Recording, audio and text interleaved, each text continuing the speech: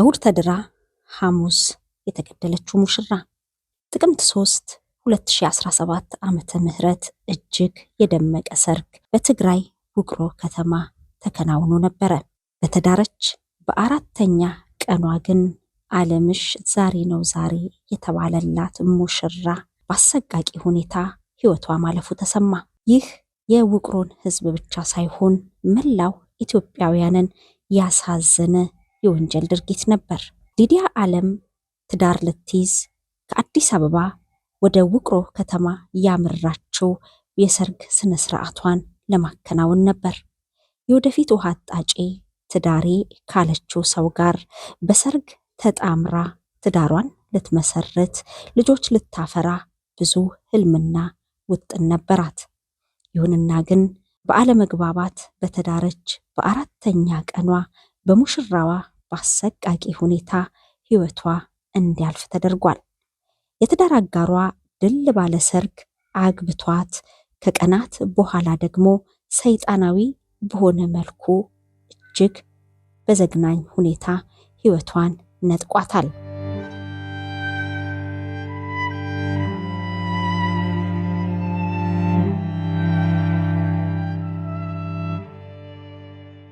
ከስድስት ወራት በኋላ ይህ የትዳር አጋሩን በአሰቃቂ ሁኔታ ሕይወቷ እንዲያልፍ ያደረገው ግለሰብ በትላንትናው ዕለት ፍርድ ተሰጥቶበታል። በመካከላቸው በተፈጠረው አለመግባባት በመነሳት ጉሮሯን አንቆ በመግደል ከሞቷ በፊት ደግሞ ሁለት አይኖቿን ጎልጉሎ በማውጣት እጅግ አሰቃቂ በሆነ መልኩ መግደሉን አረጋግጫለሁ ሲል የምስራቃዊ ዞን ማዕከላዊ ፍርድ ቤት ተነግሯል። ሙሽሪት ሊዲያ ዓለም እሁድ ተድራ ሐሙስ ህልፈቷ ሆነ። በባለቤቷና በሙሽራዋ በጭካኔ ተገደለች። ገዳዩ ወንጀለኛ ግድያውን ፈጽሞ ወዲያውኑ ለፖሊስ እጅ መስጠቱ ይታወሳል። ጉዳዩን ሲከታተል የቆየው የምስራቃዊ ዞን ማዕከላዊ ፍርድ ቤት ትላንት መጋቢት 25 2017 ዓመተ ምህረት ከ6 ወራት በኋላ በዋለው ችሎት የመጨረሻ ውሳኔውን አስተላልፏል። ፍርድ ቤቱ በውሳኔው ገዳይ ወንጀለኛው ከሟች ጋር በተፈጠረው አለመግባባት በመነሳት እጅግ አሰቃቂ በሆነ ሁኔታ ሕይወቷን ማጥፋቱን አረጋግጫለሁ ብሏል። ግለሰቡ በፈጸመው ወንጀል በዕድሜ ልክ ጽኑ እስራት እንዲቀጣ ተወስኖበታል። የሟች ሊዲያ ዓለም ቤተሰቦች ከህልፈቷ በኋላ ፍትህ ለሊዲያ ሲሉ ቃላቸውን ሰጥተው ነበረ። ሊዲያ እንዴት አይነት ሰው ነበረች? እንዴት እሁድ ተድራ ሐሙስ ህልፈቷ ሆነ? ያገባችውን ሰው አታውቀውም ነበር? መቼም ህይወት ይኖረኛል፣ ቤተሰብ መሰርታለሁ፣ ልጆች እወልዳለሁ፣ ከትዳር አጋሪ ጋር ኑሮን እንገፋለን ብላ ያሰበችው ሊዲያ ሞቷን እንደደገሰላት አታውቅም ነበር። ለሊዲያ ቤተሰቦች መጽናናትን እንመኛለን። በወቅቱ ፍትህ ሲሉ ከጠየቁበት ፕሮግራም ቀንጨብ አድርገን እናቀርብላችሁ። አግብታ እንድትወልድልን እንድትዘምድልን ነበር የምንፈልገው። የሷ ጉጉትም ይሄ ነበር፣ መውለድ፣ ትዳር ማድረግ።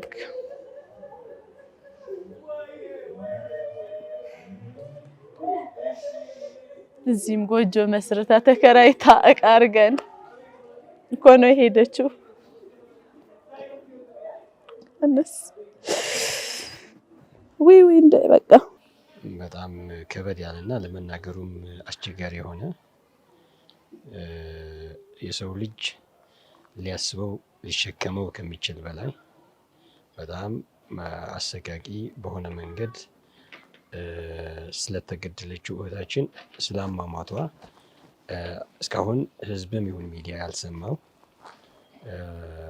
ለብቻ ይዘነው የነበረ እውነታ ነው የምንናገረው። አብዛኞቻችሁን ሰምታችኋል፣ አዝናችኋል፣ በተለያየ መንገድ አዝናናችኋል። ለሱ ምስጋና አለን፣ በጣም ክብርም አለን። እንደዛ ካልተደረገ ሌሎች ሴት እህቶቻችን ላለመደፈራቸው ላለመገደላቸው ዋስትና አይኖረንም። እሱ ስለሆነ እናመሰግናለን። ሊዲያ እንዳልሽው እዚህ ትኖር ነበረ። ላለፉት 4-3 ዓመታት አዲስ አበባ ነበር ስትኖር የነበረው። ከገዳዩ ባልዋ ትውቃቸው እዛ ውቅሮ ነው የሚጀምረው። አብሮ አደጎች ናቸው። አብረው አንድ ትምህርት ቤት ላይ ተምረዋል። አዲስ አበባ ከመጡ በኋላ መገናኘት ጀመሩና ስለ ፍቅር ያወሩ ጀመር። ላለፉት 2 ዓመታት እዚህ አዲስ አበባ ውስጥ በፍቅር ሲገናኙ ነበረ።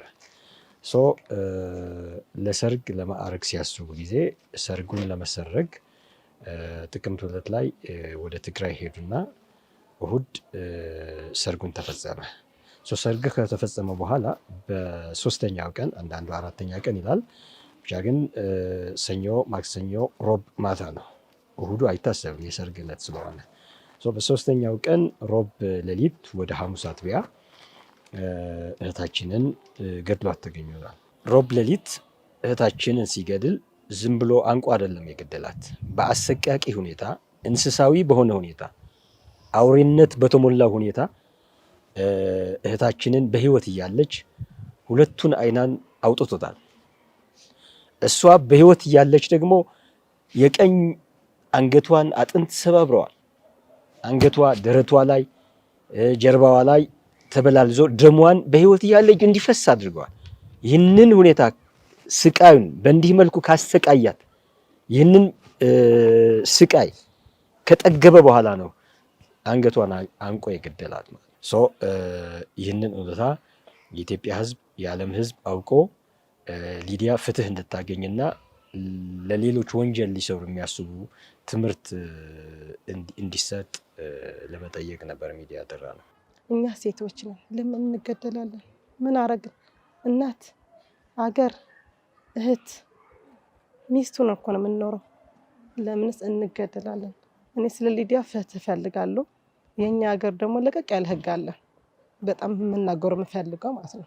አትግደሉን፣ እንውለድ፣ ሁሉ ነገራችን እንውለድ። እስቲ ወልደን እንኳን እንሳም። እናት ምን አረገች? እናት ባዶም ያስቀሯት አንድ እናት። ለምን መስዬ በጣም እኔ ቃላት የለኝም። እና ፍትህ እፈልጋለሁ ለሊዲያ በጣም ፍትህ። በተለይ የሚመለከተው የውቅሮ ፖሊስ ፍትህ እፈልጋለሁ። ስለ ሊዲያ ፍትህ እንፈልጋለን፣ በቅርብ ጊዜ ማለት ነው። ፍትህ ስጠን። እኔ በቃ እንደዚህ ነው የምለው። በቃ ስለ ሊዲያ ጥሩ ሰው ናት። በቃ እኔ እና በቃ አልቻልኩም። በቃ እኔ ካስተዳደጓ ጀምራ በጣም ትሁት ነበረች፣ መልካም ሰው ነበረች። እንደ ሌሎች ህፃናትም ሳትሳደብ ከአፏ ክፉ ሳይወጣ ያደገች ሴት ነበረች። እንዳደገችም ያ ባህሪያው አልተቀየረም። ከአፏ ክፉ አይወጣም፣ ጮህ ብላም አትናገርም፣ ለሰውም ክፉ አትመኝም። ትወቀው አትወቀው አናዘር ኢሹ። እሷ ግን መልካም ሰው የምትባል ሴት ነበረች። እሱን ለማስረገጥ ነው ማለት። በዛ አጋጣሚ ደግሞ ሊዲያ ለእናቷ አንድ ልጅ ናት። እህትም የላትም፣ ወንድም የላቸው።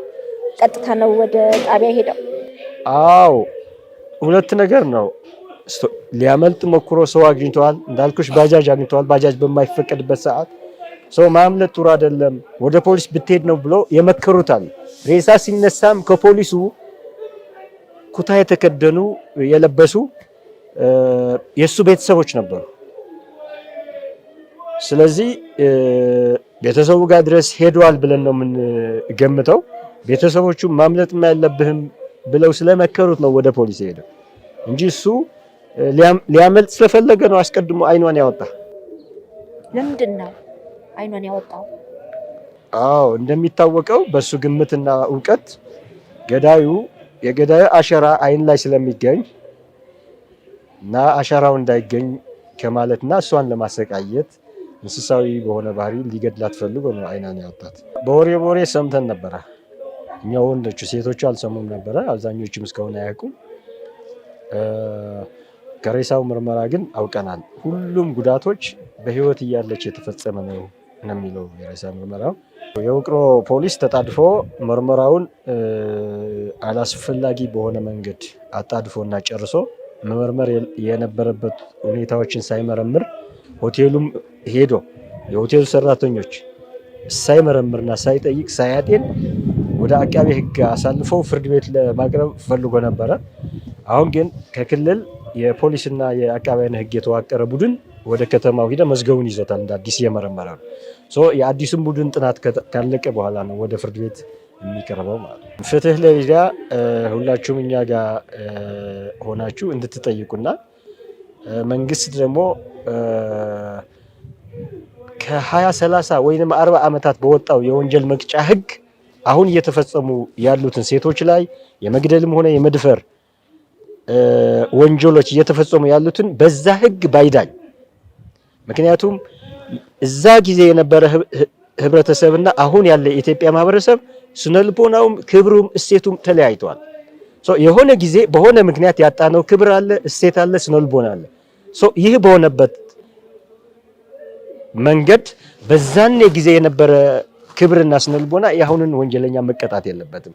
መንግስት የወንጀል መቅጫ ህጉን አጢኖ በደንብ መርምሮ ሪአመንድ አድርጎ አዲስ ህግ ማውጣት እንዲኖርበትና የሴቶችን መደፈርና መገደል ማቆም እንዲያስችል እንጠይቃለን። ህብረተሰቡም ለዚህ ሁሉ ፍትህ እና ሰላም መንግስት ጋር ሆኖ እንዲታገልና እንዲያግዘን እንጠይቃለን።